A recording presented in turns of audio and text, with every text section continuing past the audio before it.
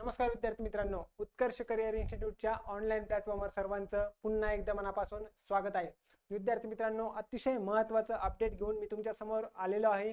यामध्ये महावितरण भरती 2023 याबद्दल नेमकं काय महत्त्वाचं अपडेट आले ते आपण बघणार आहोत।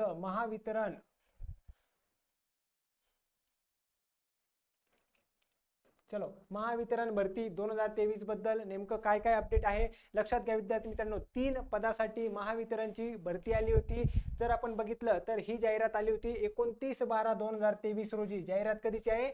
29/12/2023 रोजी। आणि महत्त्वाचं विद्यार्थी मित्रांनो, सरळ सेवा भरती अंतर्गत ही पद काय करण्यात येणार होती, भरण्यात येणार होती। एकूण 3 पद यामध्ये आहेत। 3 पदांची पेपर हा होणार होता, परंतु काही कारणास्तव कोर्टामध्ये वगैरे केस गेली होती, तर त्याचा आता नेमकं रिझल्ट लागलेला आहे। आणि आता नवीन काय अपडेट आहे ते आपण यामध्ये बघणार आहोत। जेही विद्यार्थी मित्रांना फॉर्म भरायचा आहे त्या सर्व विद्यार्थी मित्रांसाठी अतिशय महत्त्वाचं अपडेट आहे। कशाबद्दल? महावितरण भरती। यामध्ये आपण बघूयात प्रामुख्याने कोणते कोणते 3 पद आहेत। एक आहे कनिष्ठ सहाय्यक लेखा, त्यानंतर विद्युत सहाय्यक। यामध्ये जवळपास माझ्या मते 5,000-5,25,000 इतके तरी पद असतील। हे सर्वात जास्त आहे।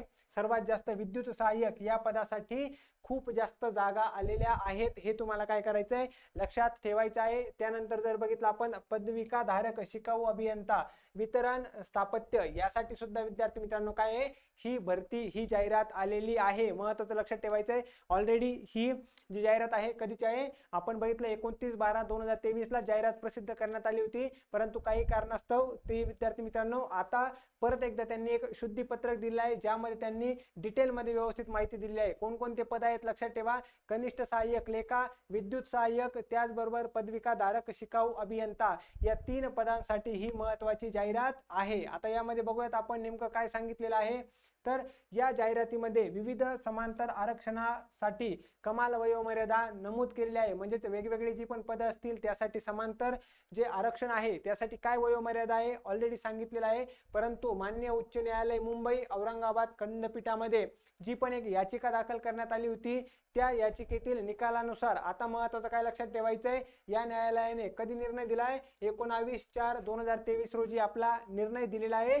कुठल्या? औरंगाबाद खंडपीठाने निर्णय दिलेला आहे। काय सांगितलंय आता त्यामध्ये, जर महत्त्वाचं बघा, प्रकल्पग्रस्त असतील, भूकंपग्रस्त असतील, समांतर आरक्षणातून जर अर्ज सादर करण्यासाठी कमाल वयोमर्यादा, लक्षात ठेवा, प्रकल्पग्रस्त भूकंपग्रस्त यांनी समांतर आरक्षणातून अर्ज सादर करण्याकरता कमाल वयोमर्यादा किती करण्यात आलेली आहे, 45 वर्षापर्यंत करण्यात आलेली आहे। महत्त्वाचं लक्षात ठेवायचे। प्रामुख्याने कशासाठी? प्रकल्पग्रस्त आणि भूकंपग्रस्त समान आरक्षणातून ज्यांना पण फॉर्म भरायचा होता या सर्वांसाठी काय 45 वर्ष एवढी वयोमर्यादा करण्यात आलेली आहे। अजून काय सांगितलं यामध्ये बघायचं आहे, तर यांनी जी फॉर्म भरायची शेवटची तारीख दिली होती, किती दिली होती, 20/5/2024 अशी दिली होती। परंतु बरेचसे असे विद्यार्थी मित्र आहेत जे भूकंपग्रस्त किंवा प्रकल्पग्रस्त या कॅटेगरीमध्ये येतात आणि वयोमर्यादेनुसार वयोमर्यादेमुळे काय फॉर्म भरू शकले नव्हते। अशा सर्व विद्यार्थी मित्रांसाठी आता जे फॉर्म भरण्याची ऑनलाईन अर्ज भरण्यासाठी जी मुदतवाढ दिलेली आहे, प्रामुख्याने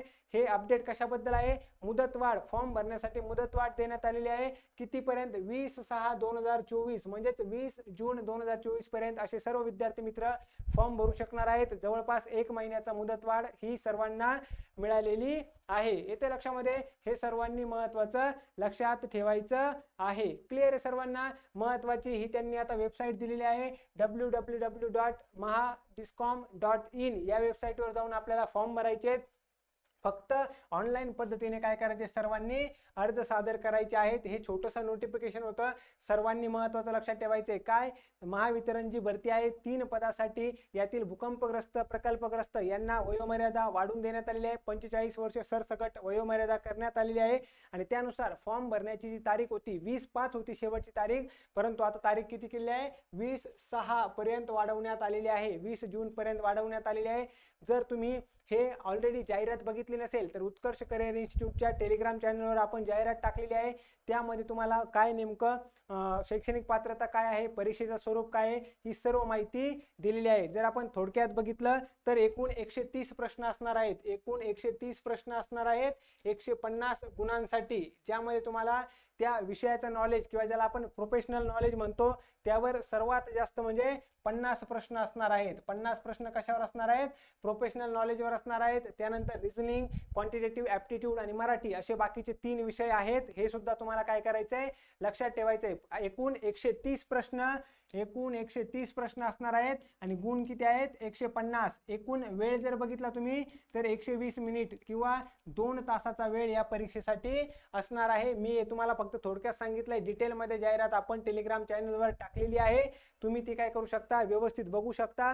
त्यानंतर फॉर्म भरू शकता. 20 तारीख जरी लास्ट असेल, 20 जून, तरी लवकरात लवकर सर्वांनी काय करायचंय? फॉर्म भरून घ्यायचे आहेत. आणि परीक्षेचं जे स्वरूप आहे ते सुद्धा तुम्ही काय करू शकता? थोडक्यात लक्षात ठेवू शकता. आले लक्षात सर्वांना? चलो, तर हेच आपलं महत्त्वाचं अपडेट होतं. अशाच महत्त्वपूर्ण अपडेटसाठी उत्कर्ष करिअर इन्स्टिट्यूट हे यूट्यूब चॅनल सर्वांनी काय करायचंय? जॉईन करायचंय. त्यानंतर व्हिडिओ आवडला असेल तर तुम्ही लाईक करा.